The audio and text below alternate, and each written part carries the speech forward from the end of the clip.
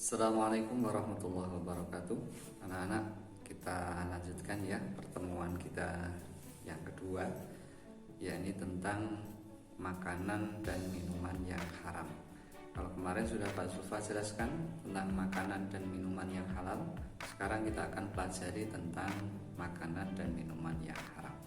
Tapi sebelumnya kita buka dulu dengan membaca Bismillah, semoga dari awal hingga akhir senantiasa mendapat ridho dari Allah Subhanahu wa Ta'ala.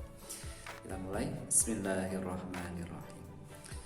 Baik anak-anak, segala sesuatu yang diharamkan oleh Allah itu pasti mengandung sesuatu yang membahayakan.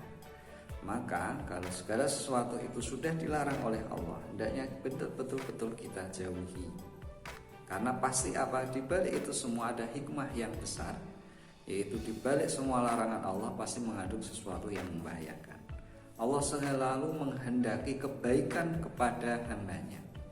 Maka penting anak-anak, setiap segala sesuatu yang masuk ke perut kita harus pastikan itu adalah makanan yang halal. Kenapa? Makanan itu akan berubah menjadi darah itu akan mengalir dalam diri kita, dalam tubuh kita, dan itulah darah yang akan menggerakkan tubuh kita semuanya.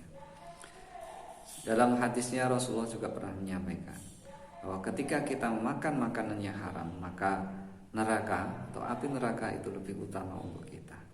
Dan itu dapat mencegah, dapat menyebabkan yaitu tidak terkabulnya doa dan tidak diterimanya ibadah kita. Maka sekali lagi anak-anak, mari kita pastikan apa yang masuk ke dalam diri kita adalah betul-betul dari makanan atau minuman yang halal.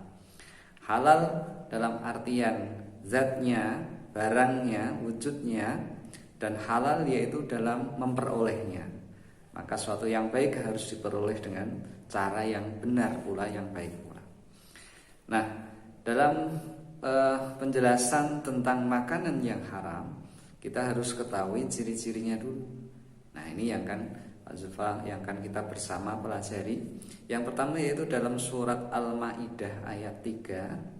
Pak Zulfa ingin jelaskan dalam surat Al-Maidah ayat 3 itu ada hal-hal yang diharamkan oleh Allah di situ. Hurrimat 'alaikumul maitatu waddamu walahmul khinzir, dan terus-terusnya. Kemudian dalam hadis Rasulullah, naha Rasulullah sallallahu alaihi wasallam angkulidi nabim minasiba wa angkulidi mikhrabim minatayr. Nah, dari dua itu, yang pertama yaitu dalam surat Al-Maidah ayat 3, yang kedua adalah dari hadis Rasulullah sallallahu alaihi wasallam. Nah, yang pertama dalam surat Al-Maidah ayat 3 itu dijelaskan oleh Rasulullah, hurrimat 'alaikumul maitatu, diharamkan yang pertama adalah bangkai, wadamu dan darah, walahmul khinzir, daging babi, dan seterusnya. Nanti satu persatu kan Pak Zulfa sampaikan. Kemudian dalam hadis Rasulullah, naha Rasulullah sallallahu alaihi wasallam, Rasulullah melarang angkulidi nabi minasiba. Jadi setiap binatang buas yang bertaring, berarti cirinya apa? Memiliki taring. Wa angkulidi mikhladi minatair. Dan yang kedua adalah setiap burung yang memiliki cakar atau kuku tajam. Nah, burung yang dimaksud di sini, kuku tajam yang dimaksud di sini adalah kuku yang itu berfungsi untuk menyengkeram mangsa, untuk memakan mangsa. Seperti contohnya burung raja wali, burung elang. Nah, itu kuku yang digunakan digunakan untuk menyengkeram mangsa. Maka jelas di sini yaitu cirinya adalah yang pertama adalah setiap binatang buas yang memiliki taring.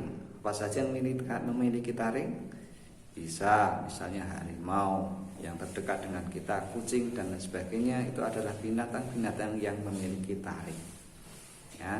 Kemudian dari burung, jenis burung yaitu ada yang namanya burung elang, misalnya burung raja wali, itu adalah burung-burung yang memiliki kuku tajam yang fungsinya adalah untuk mencengkeram mangsa.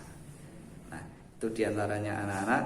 Mari betul-betul ya kita pelajari tentang ciri-ciri makanan yang diharamkan oleh Allah, sehingga kita tahu mana yang boleh untuk kita dan mana yang tidak boleh untuk kita, sehingga kita pastikan yang masuk dalam diri kita adalah betul-betul dari rezeki, dari makanan yang halal.